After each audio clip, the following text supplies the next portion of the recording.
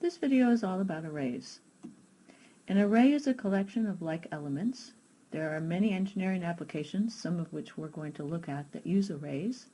And MATLAB stores all of its data in arrays, and it performs all numerical computations using array operations. So we need to understand arrays and array operations in order to be able to use MATLAB effectively as a computing tool.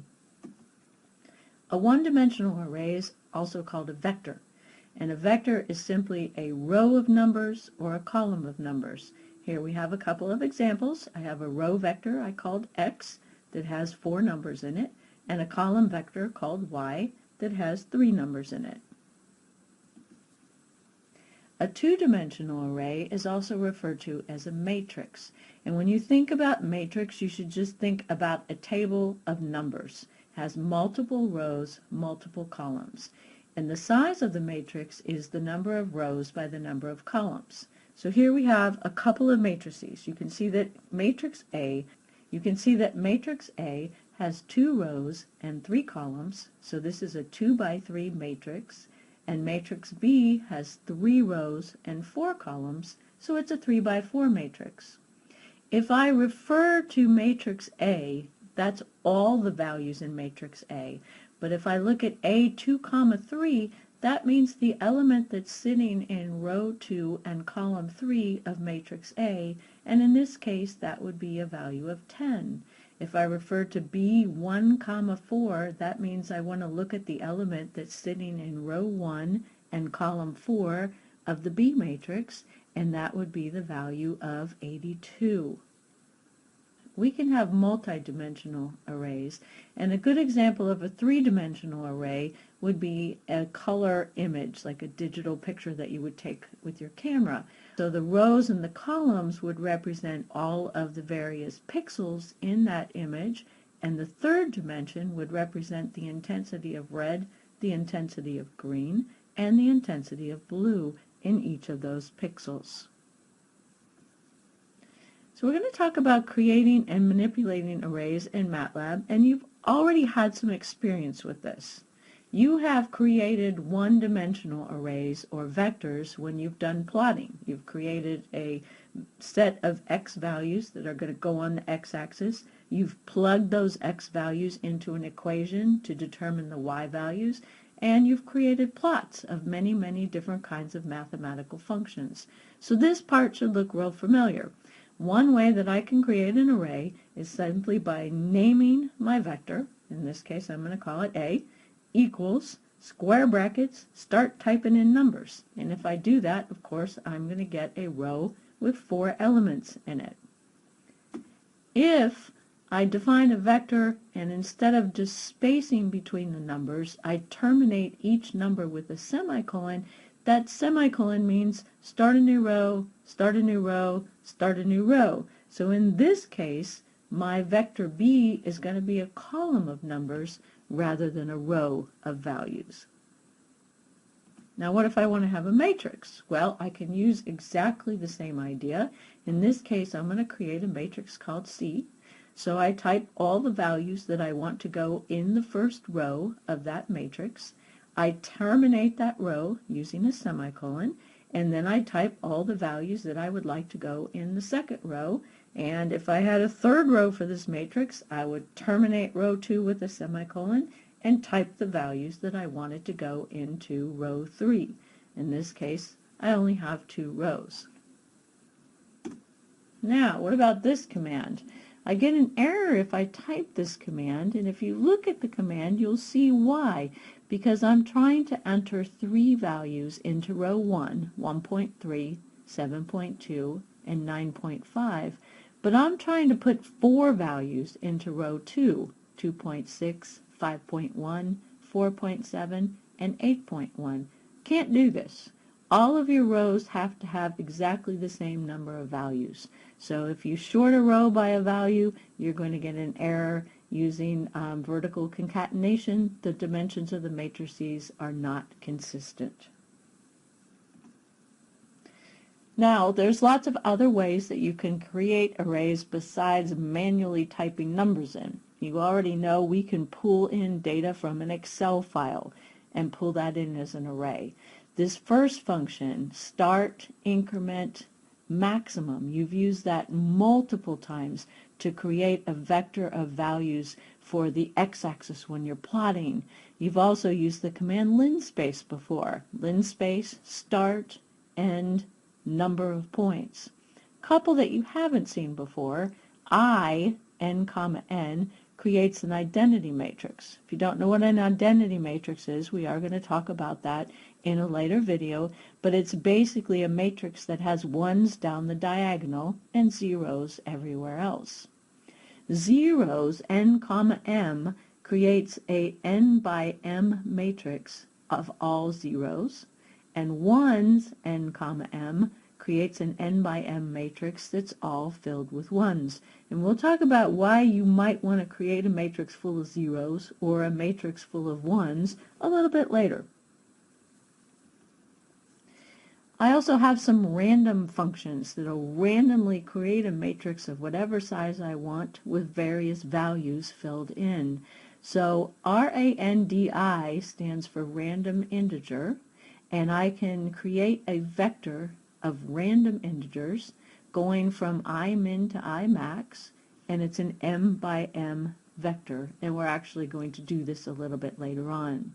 There's another function called rand n, and that will create a vector of random numbers that are normally distributed with a mean of 0 and a standard deviation of 1. And if you're not familiar with the term normally distributed, I bet you are familiar with a bell curve. You've seen a bell curve before. IQ is distributed along a bell curve. SAT scores are distributed along a bell curve. Same thing here with RANDN. It is centered at 0 with a standard deviation of 1. RAND creates an n by m matrix of random numbers that are uniformly distributed on the interval from 0 to 1. This means any number from 0 to 1 is equally likely to appear in this matrix. And randperm picks unique integers to go into the matrix. All right, so indexing vectors in MATLAB.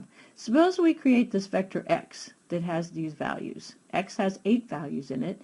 If I refer to x, I'm referring to all 8 of the values in the vector x. If I want to go in and yank out one particular value out of this vector x, I have to index into the vector x. In MATLAB, array indexing starts with 1. And those of you that have some experience with Java or C are going to find this extraordinarily frustrating until you get used to it, because in those languages, the first element in an array is actually entry 0. But with MATLAB, the first element in an array is entry 1. So if I do x parentheses 1, that's referring to the first element in the vector, which in this case would be -5. If I do x and in parentheses 2, that refers specifically to the second value in that vector x, which in this case is 2. I could yank out sets of values. So if I do x 3:7, that's going to produce a vector that contains entries 3 through 7 of my original vector x. If I want to find out how many entries are in a vector x, I can use the length command. Length of x will produce exactly how many entries are entered into that vector x. So let's take a look at an example. Same vector we just took a look at. Couple MATLAB commands. If I type at the MATLAB command prompt x of 3, it's going to pull out the third entry in matrix x, which is 1. So I get x of 3, answer equals 1. If I type x 2:6, this is going to pull out the second entry through the sixth entry, and I'm going to get those entries in a vector. So if I type x 2:6, I'm going to see a vector come back that has entries 2 through 6 in it. I can do weird stuff too. I mean, if I type x 1:2:8, you've seen this before. You know what that means. That means start at 1, increment by 2, end at a number that's no larger than 8. So if we count our way through this, this would be entry 1, entry 3, entry 5, and entry 7. Now, why you would want to pull every other entry like that out, I don't know, but you can do it if you want to. And finally, I don't even need a pattern.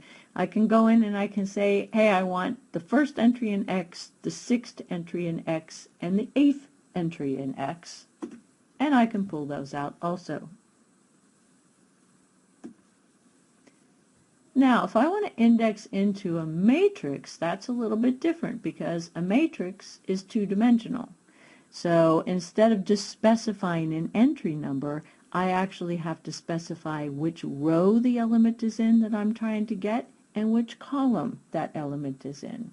So let's assume that we have a matrix A and it has at least 4 rows and 7 columns.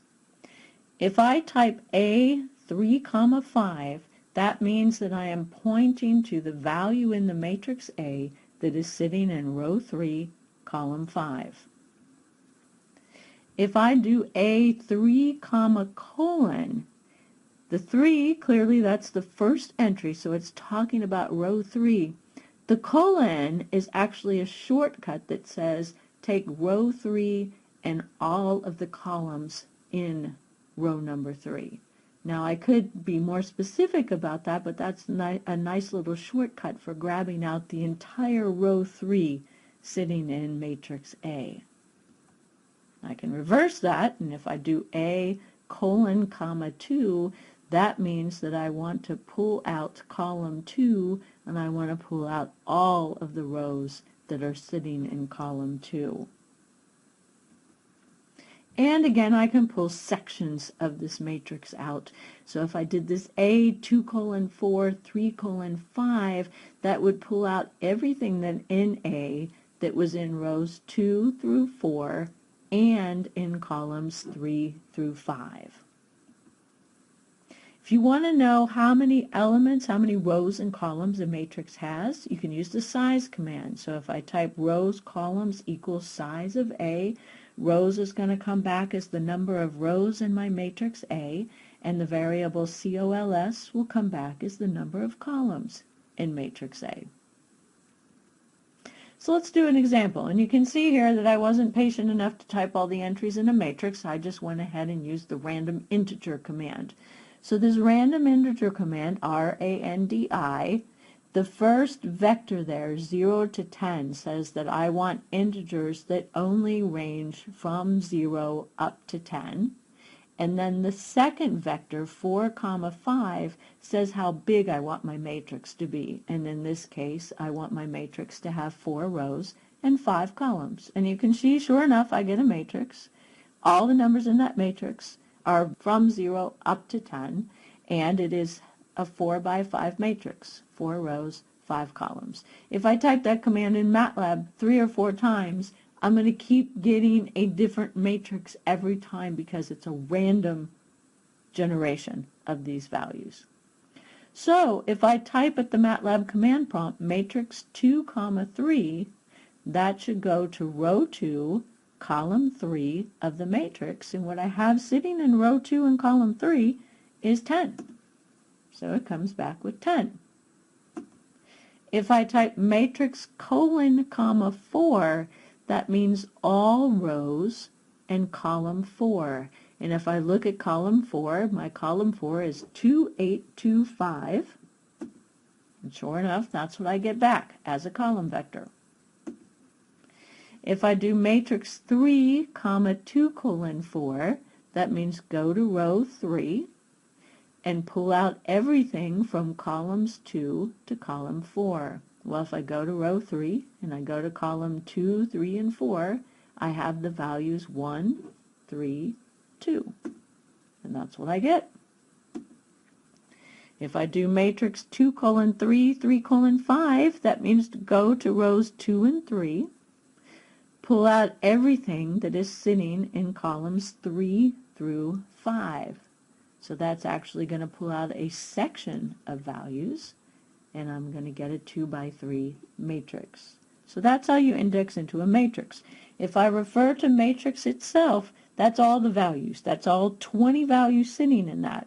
If I want to refer to a section of that matrix, or I want to grab out a specific value of the matrix, I have to use this idea of indexing. What row or rows is it in? What column or columns is my information in?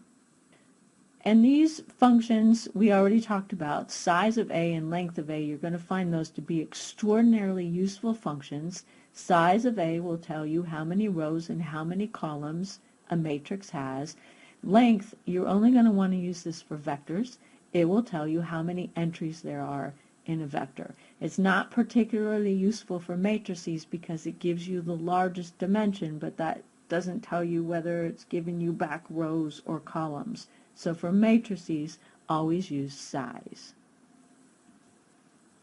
All right, so now we're going to talk about looping through arrays. And we'll start off with a one-dimensional array. And if I want to go through every value of an array and possibly do something with those values, I have to do a loop. And with a one-dimensional array, I just need a single for loop. All right, so let's look at the following code and see if we can figure out what's going to happen here. I have a very simple vector x. It only has 5 entries. My for loop says for k equal 1 to the length of x. X has 5 entries, so that's literally the same as saying for k equal 1 to 5. After that, I have a conditional statement. Now, you guys have already seen loops. You've already seen conditional statements. The only thing that's new here is this indexing into a vector. So let's see what happens. So we're going to walk through this. When k is equal to 1, right, for k equal to 1, if x of 1 is less than 0. Is x of 1 less than 0? Well, yeah, x of 1 is negative 1, so that is less than 0. The condition is true, so I overwrite x of 1, and I put a 0 in that spot. So now the minus 1 in entry 1 has been replaced by a 0. I loop around again. Now k is 2. Now I'm looking at x of 2. Is x of 2 less than 0? No, x of 2 is 3. So what happens? Skips the conditional, skips to the end, goes back around the loop. So entry 2 stays the same. Third time around. Now I'm looking at x of 3. Is x of 3 less than 0? Nope, it's 5, so nothing happens. Fourth time around. Is x of 4 less than 0? Yeah, it is. It's minus 7. So again, I'm going to overwrite the fourth entry in x with a 0. Finally, fifth time around, x of 5 is 53. That's certainly not less than 0, so nothing happens to the fifth entry of x. I am now done with the loop. I've looped completely through the vector x, and so now I hit those display statements, and I see x is now, and you can see that what's happened in this simple piece of code is all the negative entries in x have been replaced by zeros. Now let's look at looping through a matrix. If I want to go through every entry of a two-dimensional array or a matrix, I have to use a nested loop. All right, so let's take a look at this, and then we're going to track through it. So I have a matrix A, and this particular matrix has 3 rows and 3 columns. I'm going to use the size command. Total rows, total columns equals size of A. So my variable total rows will be 3, and my variable total COLS will also be 3. And then I'm going to make a loop. For R equal 1 to the total number of rows. For C equal 1 to the total number of rows. And I have an if-else statement in between. Again, nested loops is a concept that you've already seen. The conditional if, else, is also a concept that you've already seen. The only thing that's different here is this idea of having a matrix and indexing into that matrix and looking at the individual entries. So let's see how this works. Well, you know, the first time through, R is going to be equal to 1, C is going to be equal to 1. So I'm looking at A 1, 1. Is the first entry A 1, 1 less than 0? Well, yeah, it is. It's minus 1. All right, so what happens? Oh, I create this brand new matrix called B, and I set B 1, 1 equal to 0. So B becomes 0. Now I go back again, and I'm still in the inside loop. Remember, the inside loop has to spin all the way around before you get to go back to the outer loop. So now I'm still on row 1, but I've moved over to column number 2. Is A 1, 2 less than 0? Well, first row, second column of A is 3. That's not less than 0. So I go down to the else if statement. Is A 1, 2 greater than 5? Nope, 3 is not greater than 5. So I go to the else. And the else says, all right, then set B 1, 2 exactly equal to what A 1, 2 is. So B 1, 2 becomes 3, a match to the A entry. Still in the inside loop. So I'm still on row 1. I have moved to column 3. Is A 1, 3 less than 0? Nope, it's 5. Is it greater than 5? No, it's 5. So B 1, 3 gets set exactly equal to the value of A 1, 3, and it becomes 5. I have now finished cycling all the way through the inside loop. I've gone from C equal 1 to 3, so I'm now returning up to the top of the outside loop, and I'm going to move from row 1 to row 2.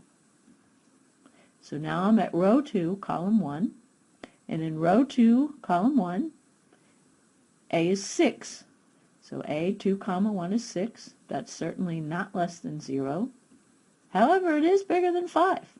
So B 2, 1, row 2, column 1 of B is going to be set equal to 5. And now here's what B is. Now notice, we've only set B 2, 1 equal to 5, but MATLAB has gone in and set 2, 2 equal to 0 and 2, 3 equal to 0, even though we haven't looked at those entries of A yet. Why is that? Well, remember earlier we said if you're going to enter a matrix in, all of your rows have to have the same number of values. You can't have row 1 have 3 values in it and row 2 have 1 value in it. So MATLAB goes ahead and enters zeros in as placeholders so that row 2 has exactly the same number of values as row 1. So now we get to row 2, column 2. And if I look at that, it's minus 4. So it is less than 0. So B22 will be set to 0, which represents no change from where we were before. I'm now at row 2, column 3. That value is a 3. It's not less than 0. It's not greater than 5. So that last entry in row 2 of B is going to be set equal to 3. Now I've completely finished row 2. My inside loop is done again. I return to the outside loop, and I move on to row 3. Row 3, column 1 is 4. That is not less than 0. It is not greater than 5. So we put 4 into row 3, column 1 of matrix B. Again, I can see the placeholders for the other 2 columns, so that row has exactly the same number of values. Hit column 2, negative 2 is less than 0, put a 0 in that spot. Finally, last entry, we've hit row 3, column 3, that's a 10, it is not less than 0, it is greater than 5, so we put a 5 in that spot. Now, in this particular loop, our outside loop scans through the rows, our inside loop scans through the columns. Okay, so I do all of row 1 first, then all of row 2, then all of row 3. If you took those 2 for statements and you just flip-flop them, you get exactly the same output for matrix B. It would just go down column 1, then go down column 2, then go down column 3. You get exactly the same result. It would just be done in a different order. Now, in the previous program, you can see that the matrix B is getting created within the loop, 1 entry at a time. In fact, we saw first matrix B only had 1 value, and then it had 2 values, then it had 3 values. Then when we went to put a value in row 2, the placeholders were inserted. So B is getting bigger every time you loop through this program. B is increasing in size. And then MATLAB has to go in and keep reallocating space for this array. And if you're working with a big array, this can cause huge time delays in your computations. So if you know ahead of time how big your array is going to be, you should pre-allocate space for that array by making the array filled with some numbers. It could be filled with zeros, it could be filled with ones, it could be filled with anything you wanted to fill it with, just to get the space allocated in memory. So here would be a better way to write that code that we just looked at. You can see the only thing that I've changed is line 2. I have B is equal to 0's size of A. So now there B, before you even hit the loop, is a 3 by 3 matrix full of zeros, and then as we loop through, we replace those values with what we want them to be. We talked about logical and relational operations for variables. We can apply the exact same logic and relational operators to arrays. So we have greater than, equivalent to, less than, we have ands, and we have ors. And they work exactly the same way. Remember in MATLAB, 1 is true and 0 is false. So if I again create this random matrix called A using the function randi, I have a random 4 by 3 matrix A, and if I type the command A greater than 5, this is going to be an entry by entry logical operation. So we're going to look at every single entry of A and decide whether that entry is greater than 5. If it is, I'm going to get a 1 back for true. If it's not, I'm going to get a 0 back for false. So when I run this command, I get a matrix of 1 and zeros, exactly the same size as the original matrix A. There is a 1 in every single spot where the corresponding entry in A is bigger than 5, and there is a 0 in every single spot where the corresponding entry in A is less than or equal to 5. Now suppose I make two matrices, A and B. They must be the same size in order to compare them. I can't do A greater than B, A equivalent to B, A less than B, unless A and B are exactly identical in size, because these logical operators are going to compare each entry in A and B. So for example, if I would do A equivalent to B, it's going to compare the 1, 1 entry of A with the 1, 1 entry of B, the 1, 2 entry in A with the 1, 2 entry in B, etc. All right, so if I look at this, the only place where A is exactly equivalent to B is in row 2, column 1. So what I get back is a 1 in row 2, column 1, and I get zeros every place else for false. If I do the exact same matrices A and B and I run the command A greater than B, I can see that A is greater than B only in row 2, column 2. So that's the only place that I get a true. And finally, if I work with the same two matrices and look at A greater than or equal to B, now A is greater than or equal to B in the entire row 2, so I get trues in both of those spots. We've worked some with strings, and strings, think of that as being like text, okay? And so we did something like this very early on in the semester. I can create a string variable called name, and in single quotes I can enter in a name, and here I entered in John Smith. Each of those letters is actually stored as a separate entry in an array. So if I would do name parentheses 1, that would pull out the first letter in that string, which in this case is a capital J. If I would do name parentheses 2, that would give me the second letter in the string, which is an O. And if I would do name parentheses 10, there aren't 10 letters in this string, so I would get an index exceeds matrix dimensions. Same thing that would occur if I were working with a vector of numbers. Regular arrays do not work well at all for strings, so don't even try to put strings in regular arrays. Instead, use cell arrays. Cell arrays work extremely well for handling strings and for handling mixed data types. For cell arrays, you use curly brackets rather than square brackets to enter the array. Other than that, the indexing works exactly the same. So for example, I'm going to create a cell array of months, and yes, I know I didn't type all 12 months. We just have 5 months here. Wanted it to fit on one line. So I have a cell array, months equal, and notice there is a curly brace there rather than a square bracket. So I have my curly brace.